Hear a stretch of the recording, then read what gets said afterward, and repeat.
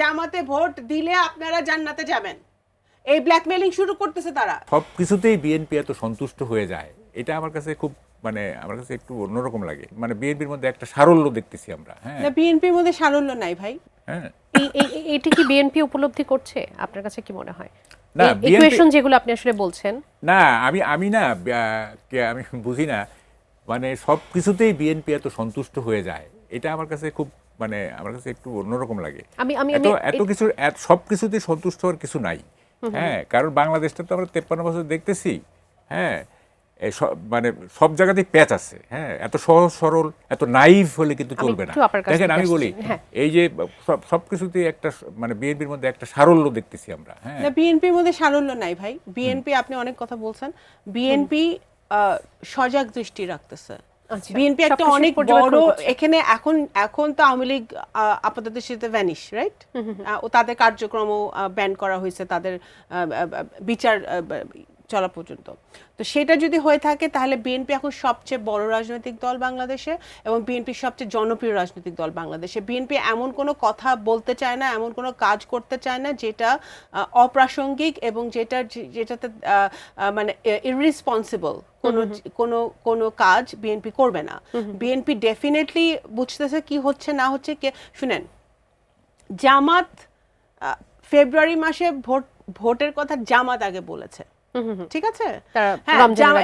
আপনাদের যদি মনে থাকে, আপনাদের যদি মেমোরি থাকে, রোজার আগে তারাই চেয়েছে।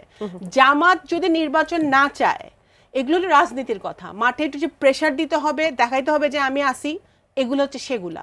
হ্যাঁ, আমার কথা হলো যে জামাত যদি নির্বাচন না চায় তাহলে 300টা সিটে টুঙ্গিপাড়া, কোটালীপাড়াতেও তারা ক্যান্ডিডেট দিয়েছে, ঠিক আছে, প্রার্থী দিয়েছে। তো 300টা সিটে তো জামাত প্রার্থী দিয়ে দিয়েছে অলরেডি। তারা তো নির্বাচনের জন্য প্রস্তুতি নিচ্ছে। তাদের লোকরা প্রতিদিন ক্যাম্পেইন করে বলতেছে যে জামাতে ভোট দিলে আপনারা জান্নাতে যাবেন, এই ব্ল্যাকমেইলিং শুরু করতেছে তারা। তাদের মতো করে তারা করছে ভেতরে ঠিকই তারা নির্বাচনের প্রস্তুতি নিচ্ছে, ভেতরে না, তারা ওপেনলি তারা বলতেছে এটা তারা জনগণের কাছে যাচ্ছে। এবং কিন্তু পিআর নিয়ে যেটি বলছে, প্রতিদিন তারা পিআর নিয়ে যে হুমকি ধামকির কথা বলছে, পিআর না হলে নির্বাচনে যাবে না, এগুলা হচ্ছে পলিটিক্যাল রিটরিক। এগুলা রাজনৈতিক দলের বলতে হয়, প্রেসার রাখতে হয়, এগুলা রাখছে পিআর সিস্টেম। আমরা অফকোর্স লোয়ার